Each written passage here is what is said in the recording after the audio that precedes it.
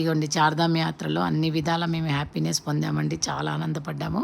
అటు దైవాన్ని దర్శనం చేసుకున్నాము. ఇటు మా హ్యాపీనెస్ అనమాట. ఆ రోజు మా కజిన్ బ్రదరు శేఖర్ అన్నయ్య అని వాళ్ళ పాపది బర్త్డే అండి. ఇంకా మేమందరము గుడికి వెళ్ళొచ్చాక 11 అయింది. 11 అయినాక ఎవరి రూమ్లో వాళ్ళు వెళ్ళిపోయాక మేమన్నీ అక్కడ కేక్ అన్నీ అరేంజ్ చేసేసి బెలూన్స్ అవన్నీ అరేంజ్ చేసేసి ఆ అమ్మాయిని కళ్ళు మూసుకొని తీసుకొచ్చి ఇంకా చూపించామండి.